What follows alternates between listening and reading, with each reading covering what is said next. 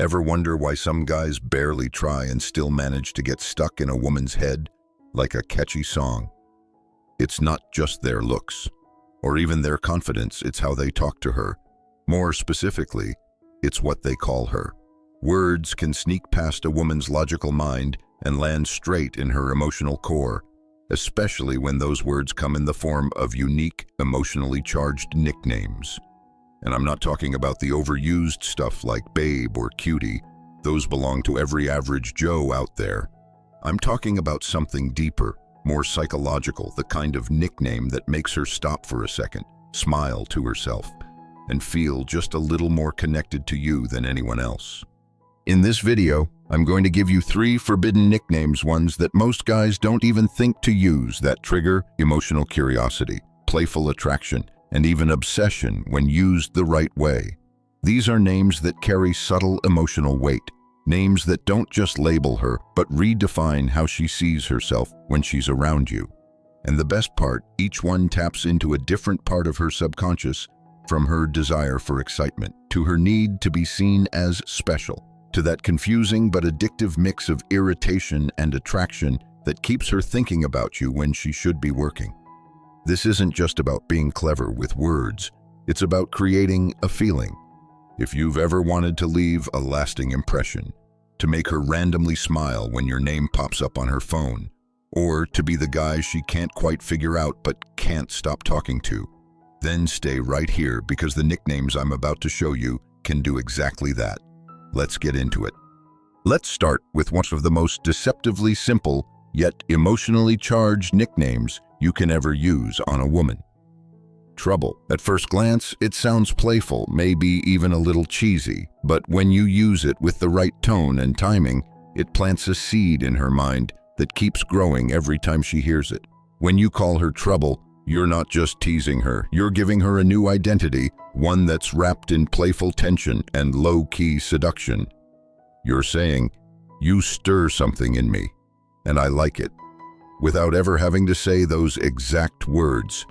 It flips the dynamic in a way that makes her feel mischievously powerful, but only in relation to you. And that's what makes it work. It's not a generic compliment, it's a private label. You're telling her she has an effect on you that's hard to ignore, like she's the kind of chaos you secretly crave. The magic happens when you don't use it every time you talk to her. Sprinkle it in at just the right moments, maybe when she playfully argues with you, or when she shows up looking a little too good, or even when she flirts back in a way that catches you off guard. Say it with a grin, like you know something she doesn't. You're Trouble. That's it. 3 words. Delivered like an inside joke that only the 2 of you are in on. It taps into a primal desire for excitement, for being seen as dangerous, different, and hard to forget. It creates a low-stakes tension that's actually fun for her to play into. And once she starts responding with a smirk or a sarcastic, "Oh, really?" you've already won. Psychologically, this works because it engages what psychologists call emotional labeling. You're not just giving her a nickname, you're branding a feeling. Every time she thinks about you, this emotional label sticks the guy who saw through her good girl smile and called her what she secretly hoped someone would, a little dangerous, a little irresistible. And the beauty is, it leaves her wondering what else you see. That curiosity, that need to figure out how much you mean what you say, that's what keeps you on her mind longer than any compliment ever could. Now let's talk about a nickname that's a little riskier, but when used with the right swagger, becomes absolutely magnetic heartbreaker. This one works on a completely different level than Trouble. It flatters her. Yes, but more importantly, it challenges her. You're acknowledging her allure, her effect on people, but with a sly confidence that says, you're not afraid of it. And that's the key. It's not just what you call her, it's the frame you hold while doing it. Most guys fall over themselves to win her over, to be nice, to compliment her into submission. But when you casually look at her, smirk, and say, "You're such a heartbreaker," you know that you flip the script. Suddenly, she's the one being observed, studied, and gently accused, and that makes you stand out. This nickname taps into a deep part of feminine psychology, the desire to feel desired and mysterious at the same time. Heartbreaker plays on that duality. It implies that she's captivating and dangerous, without you being bitter or resentful about it. It paints her as powerful, but also leaves a door open because the subtext is clear. You could break hearts, but I'm not so easily broken. That confidence, that subtle "I see you, but I'm not falling for you just yet" energy drives her crazy in the best way. And it only works if your delivery is calm, almost amused. Don't sound hurt, don't sound jealous. Say it like you're in on the joke, like you've already made peace with how magnetic she is. What's even more interesting is how this name activates something called intrigue bias. The moment she senses that you're labeling her as something powerful, but doing it from a place of nonchalance, she becomes curious about you. Why are you not reacting the way other guys do? Why aren't you chasing her? It's reverse psychology at its finest. Heartbreaker is not a compliment, it's a mirror. It shows her how you see her and dares her to live up to it, or prove you wrong. Either way, she's thinking about you, not the other way around. And that's exactly where you want to be. Now this next one, it's not for the faint of heart.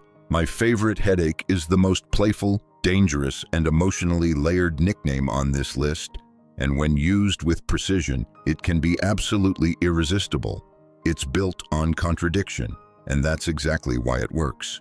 You're telling her that she drives you crazy, but in a way you secretly enjoy.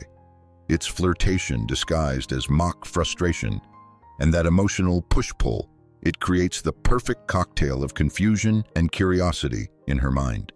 It makes her wonder, wait, am I annoying him, or is he into me? And the truth is, both. And that's what keeps her coming back for more. You want to drop this line during moments when there's already chemistry, after a playful argument, during a teasing back and forth, or right when she's doing that one thing you pretend to hate but secretly love. Look at her, shake your head, let out that fake sigh, and go, "You are seriously my favorite headache." The key is in the delivery. It's not meant to be sarcastic or mean, it's meant to be endearing with a touch of exaggerated exasperation. You're telling her she's a handful, but she's your handful. This line sticks because it makes her feel like she's affecting you emotionally, but without you losing control. It signals closeness, like you've reached a level where you can playfully complain about her without actually wanting her to stop. From a psychological standpoint, this taps directly into the intermittent reward system, the same mechanism that makes people addicted to gambling or scrolling endlessly on social media. When your emotional signals are warm one moment and teasing the next, it creates a loop in her brain. What does he really feel? What does that mean? And instead of pushing her away, it pulls her in. She laughs, maybe rolls her eyes, but somewhere in the back of her mind, she's processing. She's wondering why she likes being your favorite headache. And that tiny crack in her emotional armor, that's where obsession starts. So there you have it. Trouble, Heartbreaker, and my favorite headache. 3 nicknames that sound innocent on the surface but are loaded with emotional cues that bypass logic and go straight to her subconscious. When you use these names the right way, with timing, tone, and a bit of that confident charm, you're not just calling her something cute. You're crafting a private emotional language that only exists between you and her. That's what creates attachment. That's what keeps her replaying conversations in her head and checking her phone just to see your name pop up.